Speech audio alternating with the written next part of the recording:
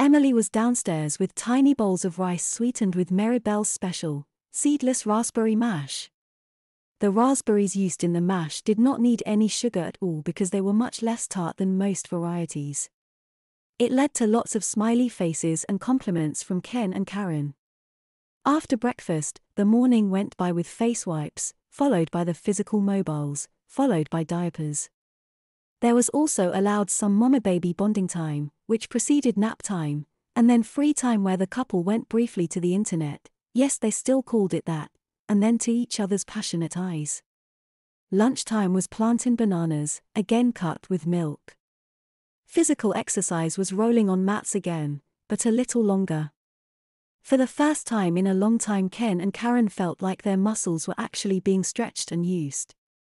On the way upstairs to the nursery to get something out of her case, Maribel's foot kicked a step and caused her to trip forward, banging her knee on another step. Growth spurts sneak up on you at those physical ages. Trying all she could to suppress a bawl but failing, she managed to whimper, "I'm okay, Ms. T. Just give me a few minutes to get over it."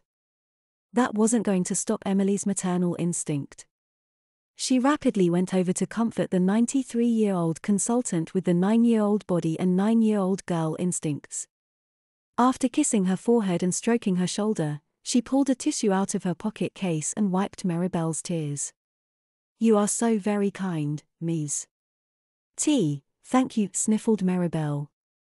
After retrieving the materials she was going to use for the baby's dinner, it was walking time. Because the little ones couldn't sit up yet, strollers weren't an option. Emily Trudeau had 2 retro-Victorian carriages she got from an eBay happy uncle.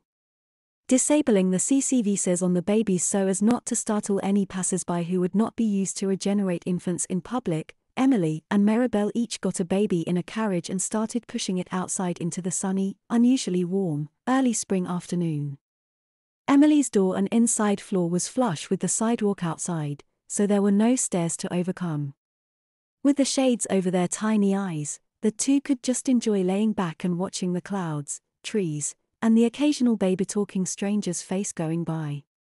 When one commutes for decades, as Ken had, and take it for granted that one has to go outside every day when one commutes, one does not have the perspective of someone who had not been outside a significant number of times in months. It was more than a blessing to be able to just enjoy the ride. Ken, pushed by Mommy, got a tear in his eye at the thought. It was no baby needs tear, it was a deep tear from his adult inside of him. Dinner time was sweet potato, which was milked down and mashed by Maribel and her own mom. It was a little bit happier on the taste buds for the tiny clients but not so much on the tummies, as it was still a tiny bit dense, just like the durians and plantains, so bib cleanups were in order. Loving them herself, Maribel had packed some whole sweet potatoes with a bag of marshmallows and spice packets, so that is what she and Ms. T had for dinner as well. Ms. T's and hers were baked into sweet potato spuds.